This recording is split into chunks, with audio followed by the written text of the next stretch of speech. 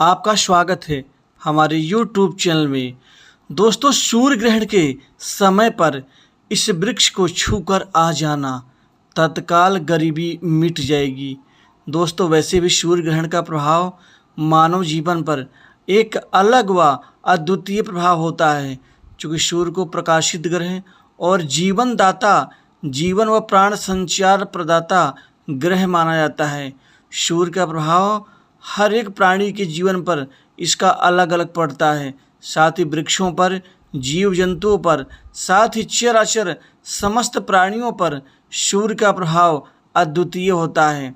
और सूर्य ग्रहण के समय पर बन रहे इस शुभ संयोग में आप इस वृक्ष को छूकर आ जाना, आपके जीवन से तत्काल गरीबी मिट जाएगी। वैसे भी हमारे सनातन धर्म में वृक्षों का बड़ा महत्व है, क्योंकि बहुत ऐसे अद्वितीय प्रभावशाली वृक्ष और प्रतापकारी वृक्ष होते हैं जिनकी हमेशा अनवरत बहुत हजारों सालों से पूजा पाठ और इनकी प्रार्थनाएं चलती आ रही हैं। बहुत सारे वृक्षों को हमारे हिंदू धर्म, सनातन धर्म में पूजा जाता है। जैसे दोस्तों मान के चलिए, जैसे तुलसी का पौधा, तुलसी के पौधे से हमें अलग शक्ति मिलती है। हर घर में माता तुलसी पूजित हैं, इनकी पूजाएं होती हैं।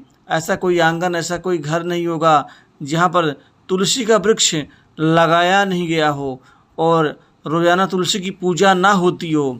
और वैसे भी भगवान नारायण को तुलसी परम प्रिय है। जब तक भगवान शालिग्राम के ऊपर तुलसी दल नहीं चढ़ता, भगवान नारायण अर्थात शालिग्राम के सिर से दर्द गायब नहीं होता। अतः भगवान नारायण शालिग्राम को तुलसी परम प्रिय है। दोस्तों, उसी तरह से पीपल को वृक्षों का राजा कहा जाता है। भगवान कृष्ण ने गीता में कहा है कि वृक्षों में मैं पीपल हूँ। दोस्तों, बहुत सारे ऐसे वृक्ष होते हैं जो कार्बन डाइऑक्साइड को सोख लेते हैं, कुछ छोड़ते हैं। दोस्तों, वैसे ही जीवन प्रदाता वृक्ष है पीपल। पीपल को तो वैसे भी हमारे सनातन धर्म में पूजनीय स्थान प्राप्त है, पूजित है। इससे सभी दोष को नाश करने की क्षमता होती है।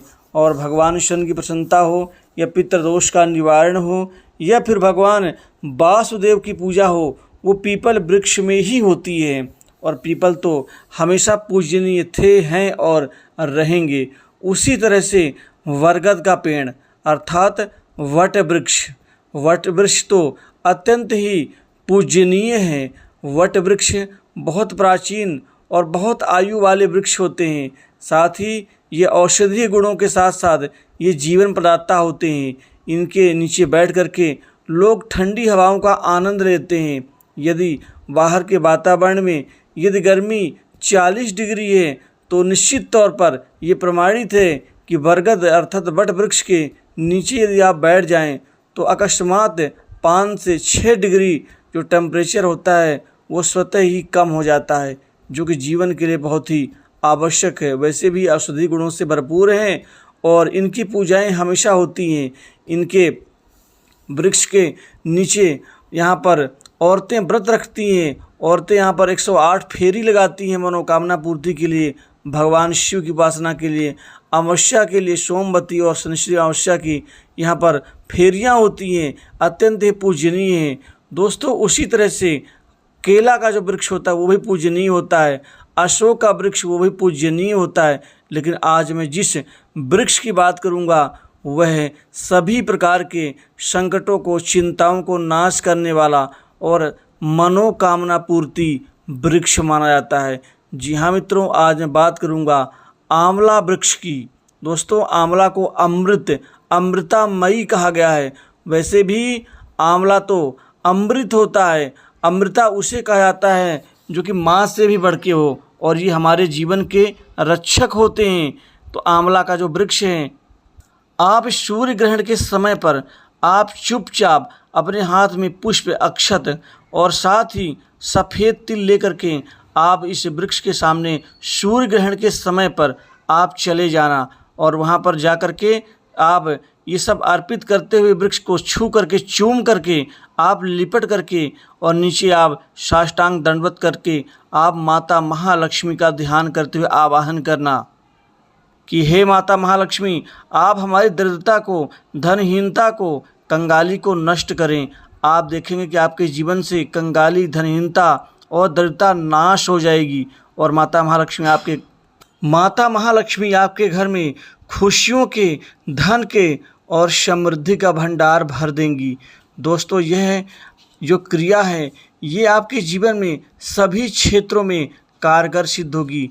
आपके कामकाज में, आपके व्यापार में, आपके तरक्की उन्नति में और धन की बरकत में, खुशहाली में, साथ ही संपत्ति का लाभ और जीवन में महत्वपूर्ण कामयाबी के लिए आपके जीवन में महत्वपूर्ण खुशियां प्राप्त होंगी। तो दोस्तों, आप इस वीडियो को आप निश्चित ही आप पूरा देख करके आप इस उपाय को ज़रूर करें। आपके जीवन से गरीबी हमेशा के लिए मिट जाएगी।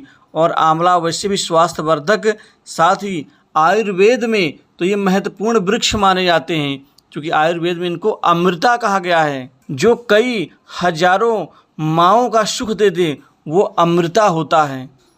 तो दोस्तों, आप वीडियो में आप जय माता महालक्ष्मी ज़रूर लिखें।